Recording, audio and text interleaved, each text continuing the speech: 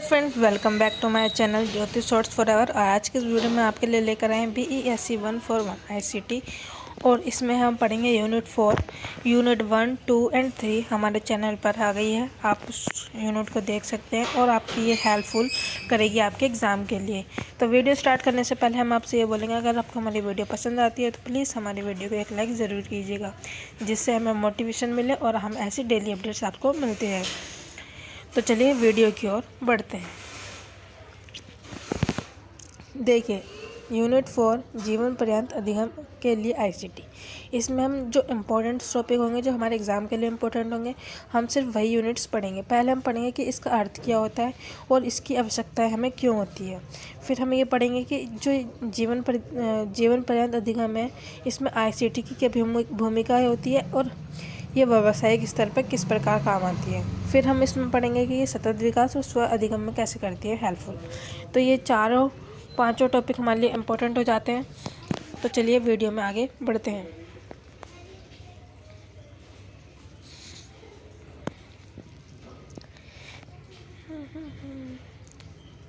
देखिए, जीवन पर्यंत अधिगम का अर्थ क्या होता है। हम सभी जानते हैं कि एक व्यक्ति की शिक्षा उसके जन्म के बाद शुरू हो जाती है। एक व्यक्ति की शिक्षा जो होती है उसके जन्म के पश्चात ही शुरू हो जाती है। शुरुआती दिनों के दौरान बच्चे घुटने के बल रेंगना, चलना, बोलना इत्यादि सीखता है। हालांकि एक व्यक्ति की औपचारिक शिक्षा तब शुरू होती है जब वह स्कूल में जाता है। औपचारिक विद्यालय के दिन प्राथमिक शिक्षा के साथ शुरू होती है, जिसके बाद माध्यमिक और उच्च स्तर माध्यमिक शिक्षा होती है। स्कूली शिक्षा को पूरी करने के बाद उच्च शिक्षा शुरू होती है और उस शिक्षा के बाद एक व्यक्ति किसी भी नौकरी को करने के लिए तैयार हो जाता है। यानी कि जब बच्चे का जन्म होता है तो जन्म के पश्चात ही वह बच्चा क्या होता है, सीखना शुरू कर देता है। ठीक है ना। जब वो कैसे अपनी मातृभाषा, अपनी माँ के द्वारा बोले गए वर्डों को उनसे सीखता है। अपने घर में बच्चा जो है, जो लोग उनके साथ व्यवहार करते हैं, वो सब चीज़ करके उनसे सीखता है। तो और जन्म के पश्चात ही बच्चा पहले जो था चलना सीखता है, घुटने के बल, ऐसी इत्यादि चीज़ें करना शुरू करता है। लेकिन अगर हम औपचारिक रूप से देखें, वैसे देखें, तो बच्चे का जो लर्निंग होता है वो कहाँ से शुरू होता है, स्कूल से होता है। स्कूलिंग पूरी होती है, फिर वो क्या करता है, BA वगैरह की पढ़ाई करेगा। फिर वो सब जब उसकी एजुकेशन पूरी कंप्लीट हो जाती है, तब वो क्या करता है, एक नौकरी की तैयारी के लिए जाता है। ठीक है, इस प्रकार। और अपनी आजीविका के लिए कमाना शुरू करता है, मतलब अपने रहने के लिए काम करना शुरू कर देता है। अब हम स्वयं से एक सवाल करते हैं, क्या उच्च शिक्षा पूरी करने के बाद एक व्यक्ति की शिक्षा बंद हो जाती है? तो उत्तर है नहीं। ठीक है ना। यदि आपने मतलब स्कूली वगैरह कर लिया, आप नौकरी करने लगे, तो क्या आपकी शिक्षा ख़त्म हो जाती है? तो ऐसा नहीं है। शिक्षा जो है ज़िंदगी भर चलने वाली एक प्रक्रिया होती है। एक व्यक्ति अपने पूरे जीवन काल में कोई ना कोई चीज़ ज़रूर सीखता है। नया व्यवहार, विषय ज्ञान, व्यावसायिक कौशल आदि शामिल हो सकते हैं उसमें। उदाहरण के लिए तो यदि किसी कंपनी में काम करने वाला कोई भी व्यक्ति एक टीम के नेतृत्व में बैठा है और बैठक का आयोजन करता है, वहाँ पर सभी का अलग अलग तरीका होता है, सभी के कौशल विकास अलग अलग तरीके के होते हैं। ठीक है ना। तो वो चीज़ बताई गई है यहाँ पे।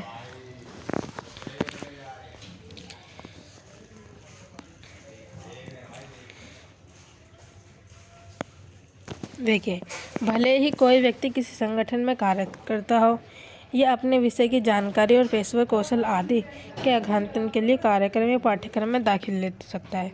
हम कह सकते हैं कि लोग अपने पूरे जीवन काल में सीखने के अवसर प्राप्त करते रहते हैं। जीवन पर्यंत अधिगम की अवधारणा का निर्माण करता है और पूरे जीवन काल में सीखना यानी कि जन्म से मृत्यु तक सीखना है।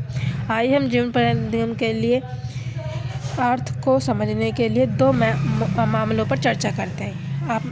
इसका मतलब क्या है जीवन पर्यंत अधिगम से? ये ज़िंदगी भर चलने वाली एक प्रक्रिया होती है, जिसमें बच्चा कुछ ना कुछ सीखता है। वह उसके जन्म के पश्चात से ही वह प्रक्रिया शुरू होती है और उसके मृत्यु तक वह प्रक्रिया हो जाती है, वो चलती रहती है। ठीक है।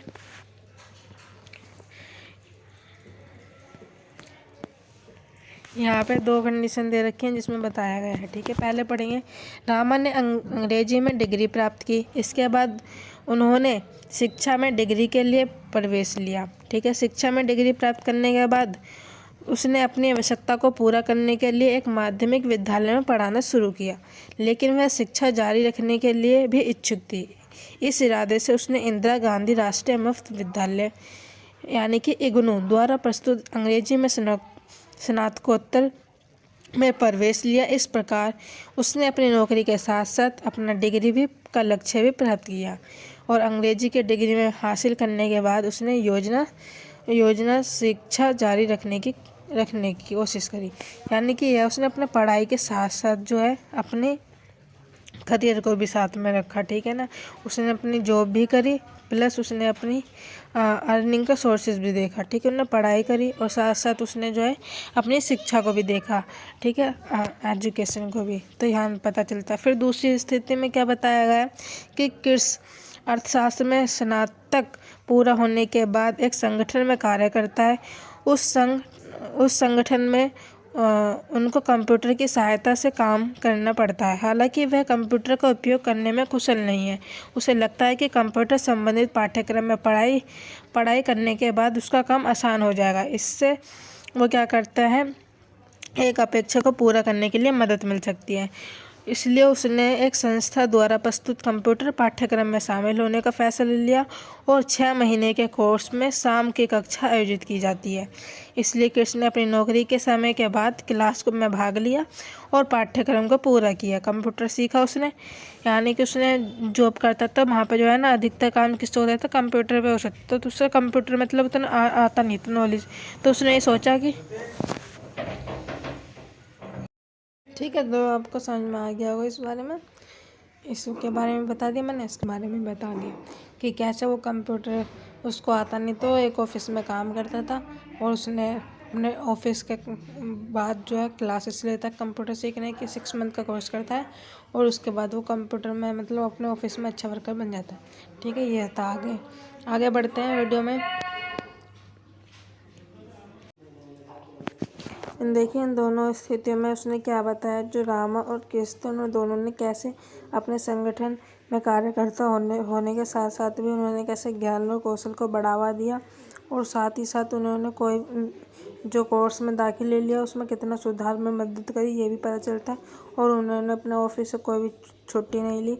साथ ही उन्होंने अपने ज्ञान और कौशल को बढ़ाने और सीखने में अपनी यात्रा के जारी रखने के लिए इन बहुत सारे अवसरों का भी उपलब्ध है, ठीक है ना। आप यहाँ पे आप अपनी पढ़ाई के साथ साथ अपनी जॉब के साथ साथ पढ़ाई भी कर सकते हैं। ऐसे बहुत सारे रिसोर्सेज हैं उपलब्ध होते हैं, ठीक है। यहाँ पे ग्रहणी दे रखा है, ड्रॉप आउट दे, छात्र जो वंचित रह गए हैं उनके लिए, कर्मचारी आदि को अपने ज्ञान और घातन और व्यावसायिक और व्यक्तिगत कौशल को बढ़ाने के लिए संलग्न किया जाता है। जीवन पर अंतगम की परिभाषा पर चर्चा करें तो ये कुछ नहीं है, सिर्फ इससे सीखने से है सब कुछ, ठीक है। देखिए शिक्षा के यहाँ पे 4 स्तंभ दे रखे हैं। इससे इम्पोर्टेंट, ये वेरी इंपॉर्टेंट बन जाता है क्योंकि ये पहले पेपर में आया हुआ है आपका। तो चलिए आगे बढ़ते हैं।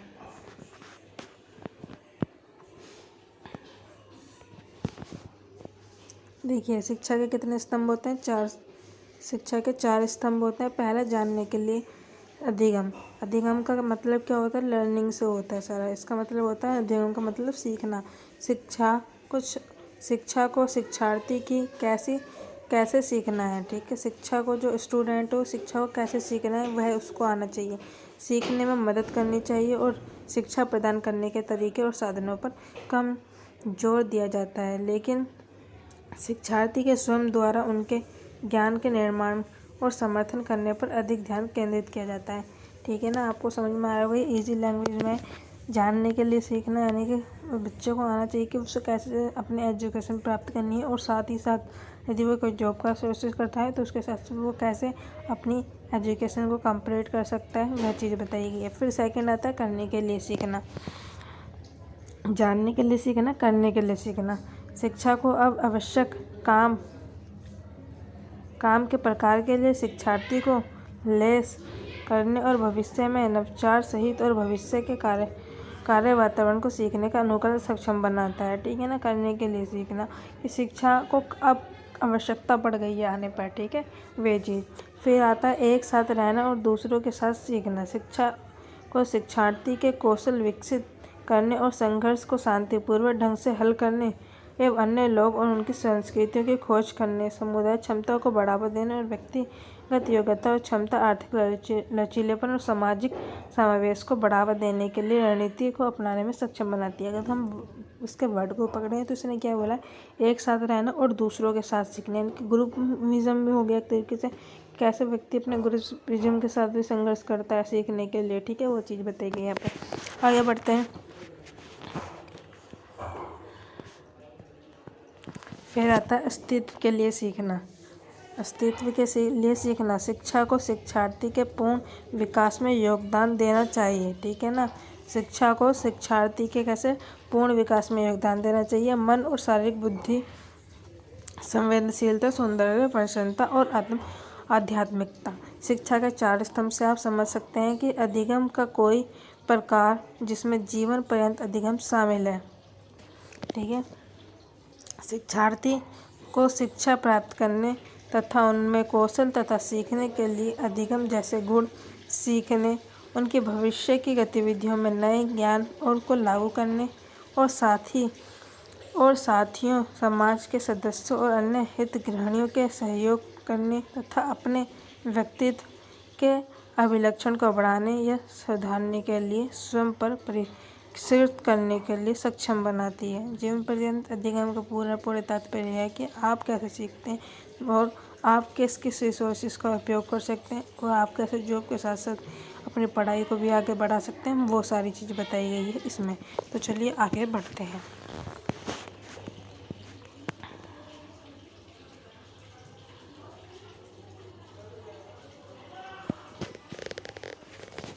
यहाँ पे देखें तो देखिए, जीवन पर्यंत अधिगम के विभिन्न प्रकार शामिल होते हैं, जैसे कि औपचारिक, अनौपचारिक और गैर औपचारिक अधिगम। ठीक है, पहला आता है औपचारिक अधिगम। औपचारिक अधिगम में क्या आता है, वे अधिगम शामिल हैं जो किसी संस्था अथवा संगठित संदर्भ के अंतर्गत होते हैं, जिसे अधिगम के रूप में डिजाइन किया जाता है। और यह औपचारिक मान्यता डिप्लोमा सर्टिफिकेट से परिणित होते हैं और औपचारिक अधिगम आमतौर पर किसी विद्यालय या उच्चतर शिक्षा संस्था के परिसर होते हैं। इसलिए किसी विद्यालय या उच्चतर शिक्षा संस्था में एक निश्चित अवधि के लिए कक्षा में उपस्थित के द्वारा प्राप्त अधिगम को औपचारिक अधिगम माना जाता है। औपचारिक अधिगम में डिग्री, डिप्लोमा सर्टिफिकेट प्रदान किए जाते हैं। आपने देखा होगा कि स्कूल कॉलेज में कोई बच्चा जिसका अच्छा परफॉर्मेंस होता है तो किसके सर्टिफिकेट के द्वारा दिया जाता है, और कोई खेल में अच्छा ऐसा होता है। और फिर क्या होता है, जब हमारी स्कूली कक्षा पूरी हो जाती है तो हमें एक सर्टिफिकेट मिलता है जो उसका प्रूफ होता है। तो वो चीज़ बताई गई है औपचारिक माध्यम। फिर हम पढ़ेंगे अनौपचारिक क्या होता है। अनौपचारिक वे अधिगम शामिल होते हैं जो उन नियोजित गतिविधि के अंतर्निहित होते हैं, जिन्हें स्पष्ट रूप से अधिगम के रूप में डिजाइन नहीं किया जाता है। ठीक है, परंतु उनमें एक महत्वपूर्ण अधिगम तत्व शामिल होता है, जैसे कि किसी कार्यस्थल पर प्राप्त किए गए व्यावसायिक कौशल। गैर औपचारिक औपचारिक अधिगम का एक विकल्प है। गैर औपचारिक अधिगम उस अधिगम को निर्देशित करता है जो स्थान, समय और अधिगम के संदर्भ में कठोर विन्यास का अनुपालन नहीं करता। हालांकि गैर औपचारिक शिक्षण भी डिग्री तथा सर्टिफिकेट प्रदान करने में प्रणालित होता है और शिक्षण और पूर्ण शिक्षा कार्यक्रम द्वारा दूरदर्श शिक्षा कार्य इत्यादि औपचारिक अधिगम के रूप में आते हैं। जैसे जो डिस्टेंस लर्निंग होती है, ये भी गैर औपचारिक के माध्यम, लेकिन इसमें भी तो सर्टिफिकेट मिलता है।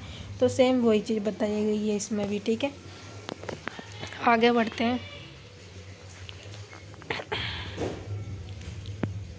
फिर आपका आता अनौपचारिक अधिगम। अनौपचारिक अधिगम को परिवार, कार्य या कार्यनिवृत्त से संबंधित दैनिक जीवन की गतिविधियों के परिणाम स्वरूप हुए अधिगम के रूप में परिभाषित किया जाता है। इसे प्राय अनुभवजन्य अधिगम के रूप में निर्देशित किया जाता है तथा एक हद तक एक आकस्मिक अधिगम के रूप में समझा जाता है। ठीक है, अनौपचारिक अधिगम को कक्ष के 4 दीवारों के मध्य सीमित नहीं है। ठीक है ना, और यह किसी निश्चित पाठ्यक्रम, पाठ्यचर्या, समय सारणी में शुल्क इत्यादि का पालन नहीं करता है। ठीक है, और ये मीडिया तथा अन्य संसाधनों के माध्यम से अधिगम हमारी मातृभाषा और अन्य भाषाओं को सीखने और उनके कौशल जैसे कि खान पान, साइकिल चलाना इत्यादि, जिन्हें औपचारिक कक्षा में उपस्थित के बिना सीखा जाता है, उसे अनौपचारिक अधिगम माना जाता है। लेकिन आपको समझ में आ रहा होगा कि हमारी जैसे बोलने, हमारी मातृभाषा हो गई, हमारा किसी भी कौशल को सीखना हो गया, साइकिल चलाना हो गया, ये सब हम खुद से तो सीखते हैं ना, हमें इसमें इसका डिप्लोमा वगैरह मिलता है, तो ये चीज़ उसमें आती है। ठीक है, चलिए आगे बढ़ते हैं। उपयुक्त चर्चा से आप समझ गए होंगे कि एक व्यक्ति अपने जीवन भर सीखता ही है। ठीक है, एक व्यक्ति अपने जीवन के हर काल में सीखता ही है तथा इसे जीवन पर्यंत अधिगम के रूप में जाना जाता है। हम यह भी कह सकते हैं कि जीवन पर्यंत अधिगम एक व्यक्ति के पूरे जीवन, विशेषकर औपचारिक शिक्षा से बाहर या उसकी पूर्णता के पश्चात अधिगम का निरंतर अभ्यास है। जीवन पर अधिगम एक डिग्री या डिप्लोमा प्राप्त करने के लिए अधिगम तक सीमित नहीं है, परंतु अपने पूरे जीवन भर विभिन्न संसाधनों के माध्यम से ज्ञान, जानकारी और कौशल को अवधानता करना है। आप यह भी समझ गए होंगे कि जीवन पर्यंत अधिगम सीखने के कई सारे विभिन्न प्रकारों को ग्रहण करता है और स्वयं को परंपरागत अधिगम कक्षा का संपूर्ण, जिन्हें हम अपने जीवन में देखते हैं, के अनुकूल नहीं होता है। ठीक है, तो आप जैसे समझ गए होंगे कि ज्ञान, कौशल और क्षमता को प्राप्त करना तथा उन्हें गहनता करने के लिए जीवन पर अधिगम का अभ्यास किया गया है। ठीक है, आपने देखे यहाँ क्वेश्चन दिया, जीवन पर अधिगम शब्द से आप क्या समझते हैं, इसके अभ्यास और तरीके को बताइए। पढ़ना, अब हम पढ़ेंगे कि जीवन पर्यंत अधिगम की आवश्यकता हमें क्यों होती है। ठीक है,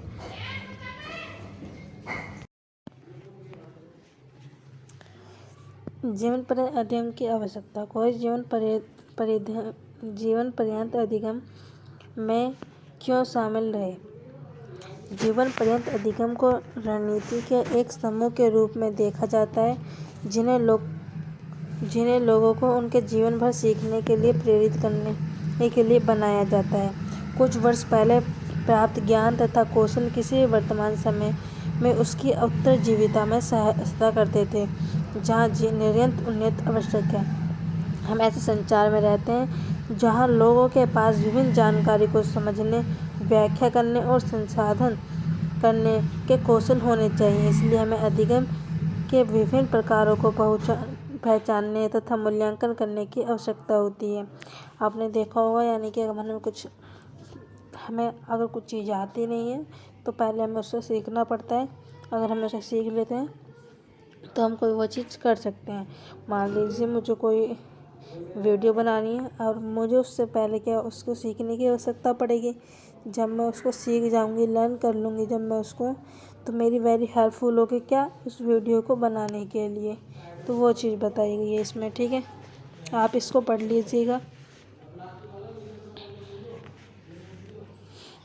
देखिए यहाँ पे हम पढ़ते हैं कि व्यक्तिगत विकास। पहला पॉइंट आता है जीवन पर अधिगम की आवश्यकता के लिए, कि पहला होता है कि व्यक्तिगत विकास अपने स्वयं के जीवन को अवधानता करने तथा परिष्कृत करने की एक निरंतर चलने वाली प्रक्रिया होती है। प्रत्येक व्यक्ति को उन गतिविधियों में शामिल होना चाहिए जो उन्हें अभिज्ञता, ज्ञान तथा व्यक्ति कौशल में सुधार करने के लिए समझ बनाती है। एक व्यक्ति के मानसिक, शारीरिक, भावनात्मक, सामाजिक इत्यादि गुणों को उनके जीवन भर सुधारा जा सकता है। उदाहरण के लिए स्वस्थ अभिज्ञता पर पाठ्यक्रम एक व्यक्ति को उसके विभिन्न प्रतिमानों के ज्ञान में सुधार में सहायक होता है। ठीक है, इसमें व्यक्तिगत विकास अगर हमारा अच्छा रहेगा, हम स्वस्थ रहेंगे, हमारा शारीरिक और मानसिक चीज़ एक जगह रहेगा, तो हमारे लर्निंग पावर, स्किल्स वगैरह में भी सुधार होगा। फिर आता है कि व्यावसायिक विकास में होता है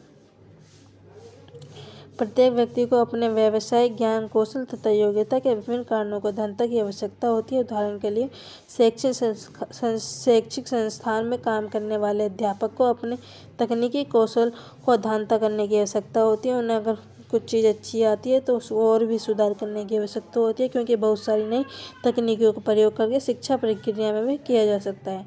ठीक है, ऑनलाइन यहाँ पे नए कौशल एवं योग्यता को कम अवधि के पाठ्यक्रम, ऑनलाइन पाठ्यक्रम, अनौपचारिक अधिगम पाठ्यक्रम इत्यादि में भी प्रवेश के लिए जीवन पर अधिगम शामिल होकर विकसित किया जा सकता है।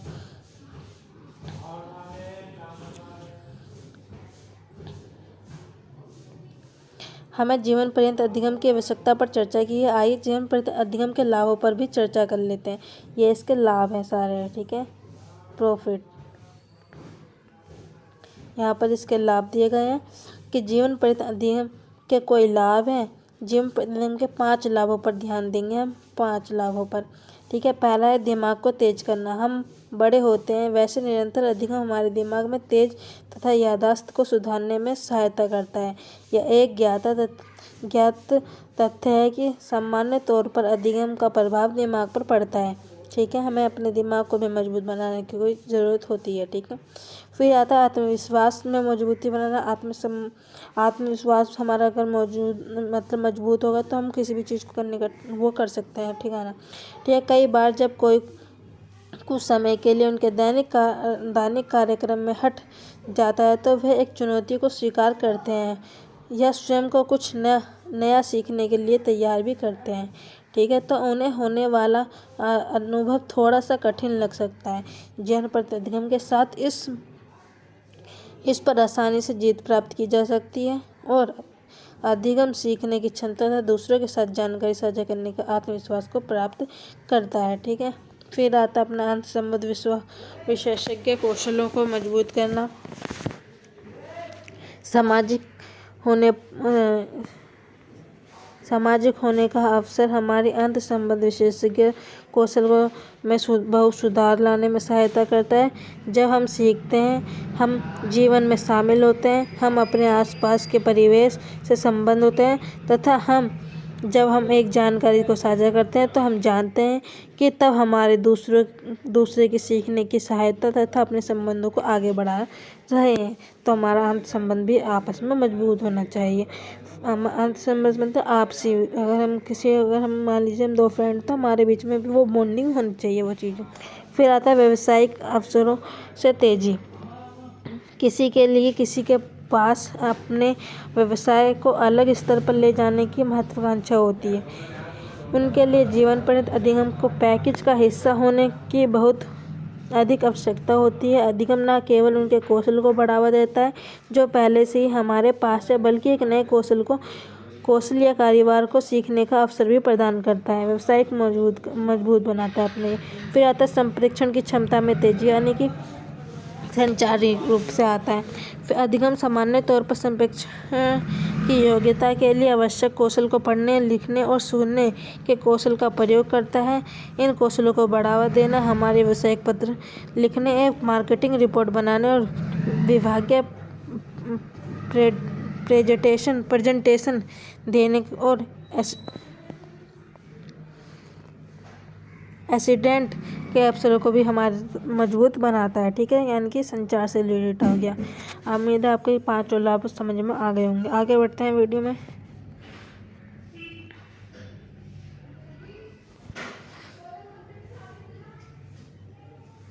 अब यहाँ पे पढ़ेंगे कि हम जीवन पर्यंत अधिगम में ICT की क्या भूमिका होती है। हम जानते हैं कि जीवन पर्यंत अधिगम सीखना व्यक्तिगत या पेशेवर कारणों से ज्ञान का जीवन पर्यंत स्वैच्छिक और आत्म प्रेरित अनुकरण है। इस प्रकार जीवन पर्यंत अधिगम सीखने से एक व्यक्ति को अपने ज्ञान और कौशल को अद्यतन करने में मदद मिलती है। अब आइए हम उन विभिन्न तरीकों पर चर्चा करेंगे जो जीवन पर्यंत सीखने का अभ्यास किया जाता है।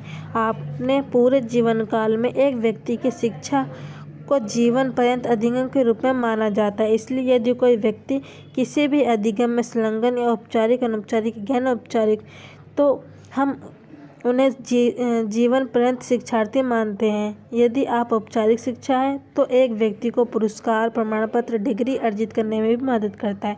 मैंने आपको पहले बताया था औपचारिक और अनौपचारिक और गैर औपचारिक क्या होता है, उस बारे में मैंने आपको बताया था, तो वही चीज़ बता रहे हैं यहाँ पे भी। उदाहरण के लिए यदि किसी ने स्नातक डिग्री प्राप्त अनुकरण करने और नियोजित होने के बाद एक व्यक्ति आगे से स्नातक कार्यक्रम में दाखिला लेता है और डिग्री अर्जित कर सकता है। इसी तरह 75 वर्षों की आयु का एक व्यक्ति एक मुफ्त और दूरदर्श शिक्षा यानी कि ओडियल संस्था द्वारा भी कार्यक्रम में दाखिल ले सकता है और डिग्री को प्राप्त कर सकता है। हालांकि लोग डिग्री अर्जित करने के इरादे से बिना केवल ज्ञान और विषय कौशल को विकसित करने के लिए जीवन पर्यंत अधिगम में संलग्न होते हैं। उदाहरण के लिए कहें कि कंपनी के साथ काम करने वाला व्यक्ति अपने ज्ञान और कौशल को अध्ययन करने के लिए किसी संस्था द्वारा प्रस्तुत MOOC में दाखिला ले सकता है। इसी तरह एक ई-बुक पढ़ना या वीडियो प्रोग्राम देखना भी ज्ञान और कौशल में बढ़ावा दे सकता है। मेरे वीडियो के माध्यम से आपको समझ में आएगा तो आपको ज्ञान और कौशल भी बढ़ेगा, वो चीज़ बता रहा है यहाँ पर। ठीक है, आगे बढ़ते हैं। देखिए, हमने जो ऊपर पढ़ा पैराग्राफ को पढ़ते समय आपने देखा होगा कि कुछ वहाँ पर ऐसे उदाहरण थे जहाँ व्यक्ति अपने ज्ञान और कौशल और दक्षता को बढ़ाने के लिए ICT पर निर्भर थे। इसी प्रकार ICT उपकरण एक व्यक्ति को जीवन पर अधिगम के संलग्न करने और अभ्यास में मदद करता है। यहाँ पर कुछ ICT जो जीवन पर अधिगम सीखने के लिए आवश्यक है वो इस पर यहाँ पर दिए हैं। ई पुस्तक, ऑडियो वीडियो कार्यक्रम हो गया, ओपन एजुकेशन रिसोर्सेज हो गए यहाँ पर। ठीक है, तो ई बुक क्या होता है? ई बुक पर आपको क्या होता है, बहुत सारी बुक उपलब्ध होती हैं। इग्नू की बहुत सारी बुक वहाँ पर उपलब्ध है। ठीक है, आजकल किताबें जो होती हैं इलेक्ट्रॉनिक में उपलब्ध हैं, इन्हें ई बुक्स के नाम से भी जाना जाता है। और कई ई पुस्तकें विभिन्न विषयों पर भी वस्तु पर इंटरनेट पर मुफ्त मिलती हैं। ठीक है, तो वहाँ पर ये चीज़ बताइए। फिर तो ऑडियो वीडियो कार्यक्रम, इसमें क्या होता है, आप किसी भी चीज़ के द्वारा अपने वीडियो वगैरह देख सकते हैं या आप यूट्यूब के थ्रू भी वीडियो देख सकते हैं और सीख सकते हैं, अपने लर्निंग पावर को बढ़ा सकते हैं। ठीक है, जैसे यहाँ पर मेरी वीडियो चल रही होगी आपकी स्क्रीन पर, तो मेरी वीडियो के माध्यम से आप अपना ऑडियो वीडियो, मतलब ये जो वीडियो है इसके माध्यम से आप सीख रहे होंगे। ठीक है, ये चीज़ बताया गया है यहाँ पर। फिर आता है ओपन एजुकेशन रिसोर्सेज। इसमें क्या डिजिटल शिक्षण सीखने के संस्थानों का खुला लाइसेंस जुड़ा होता है, जिन्हें OER कहा जाता है। हमें इकाई 5 में भी चर्चा करेंगे आगे कि OER ऑडियो, वीडियो, ई-टेक्स्ट आदि से विभिन्न उपलब्ध हैं और OER का उपयोग करने से अनुकूलन और रिमिक्स करने से स्वतंत्रता, हालांकि इससे जुड़े लाइसेंस भी हैं। ठीक है, उस बारे में पढ़ेंगे। फिर आता है सोशल मीडिया। तो सोशल मीडिया से भी हमारा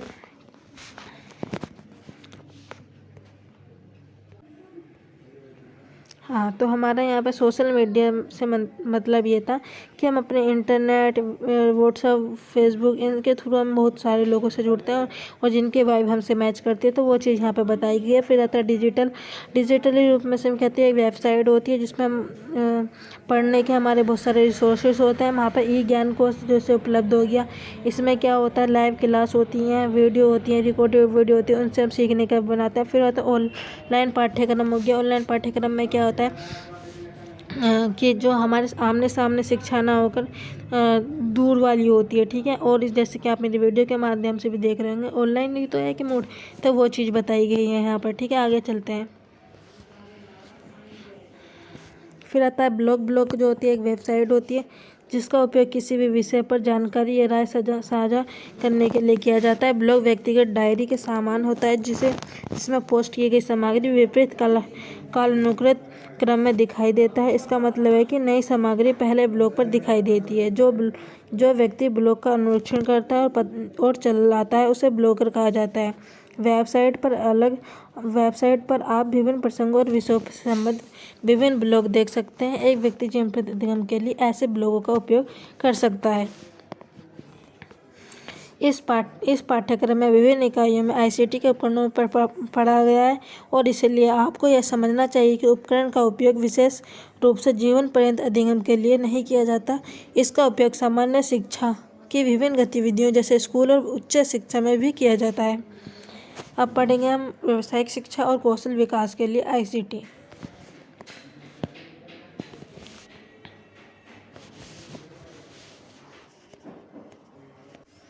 देखिए,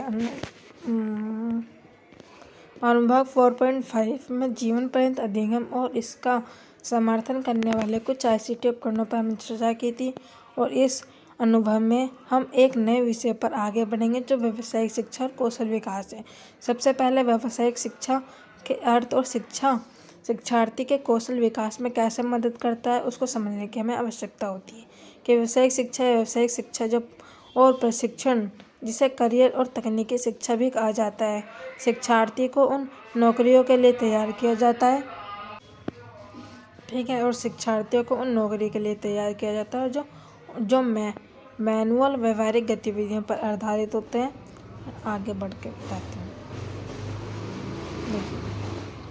यहाँ पे सारा बात ये किया गया है कि पहले जो व्यक्ति होता है वो अपने मतलब शिक्षा को प्राप्त करता है, उसमें फिर नौकरी के उसमें जाता है फील्ड में, ऐसा बताया गया है, ठीक है। और गैर शैक्षणिक और एक विशेष कार्य व्यापार तथा व्यवसाय से संबंधित होता है जिसमें शिक्षार्थी जो होता है भाग लेता है। व्यावसायिक शिक्षा कैसे प्रदान की जाती है? हमारे देश में व्यावसायिक शिक्षा माध्यमिक और उच्च माध्यमिक स्तर और औद्योगिक प्रशिक्षण संस्था, पॉलिटेक्निक कॉलेज, पारंपरिक कॉलेज आदि द्वारा प्रदान की जाती है, ठीक है। व्यावसायिक शिक्षा, यहाँ पर देखिए व्यावसायिक शिक्षा में शिक्षा का कोई भी रूप शामिल नहीं होता जो एक व्यक्ति की विशिष्ट नौकरी के लिए तैयार की जाता है। और ब्यूटिशियन की नौकरी होगी, सिलाई हो गया, टेलीविज़न की मरम्मत हो गया, ड्राई क्लीनर हो गया, साबुन बनाने वाली हो गया, मधुमक्खी पालन, वेल्डिंग, ये सारे अन्य व्यावसायिक होते हैं। इसके लिए जो शिक्षा की ज़रूरत होती है वो चीज़ बताया गया है, ठीक है। यहाँ पर इसके बहुत सारे केंद्र भी खुले हैं जिसमें सिखाया जाता है। और साथ ही यहाँ पर व्यावसायिक शिक्षा में कैसे ये हेल्पफुल होता है वो भी बताया गया है। स्कूल कॉलेज के माध्यम से भी यहाँ पे सिखाए जाते हैं। अब हमने देखिए इस बारे में पढ़ लिया, तो आगे चलते हैं हम। ये कुछ खास इम्पोर्टेंट नहीं है, आप चाहें तो इसे एक बार पढ़ लीजिएगा।